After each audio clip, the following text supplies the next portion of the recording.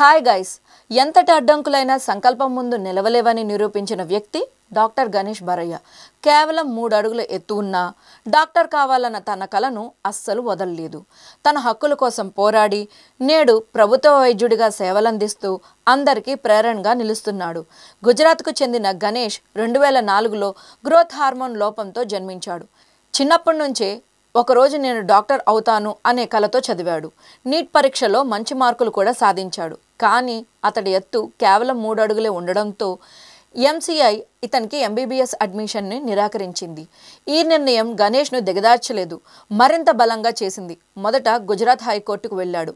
అక్కడ కూడా నిరాశే. అయినా వెనక్కి తగ్గకుండా సుప్రీంకోర్టును ఆశ్రయించాడు.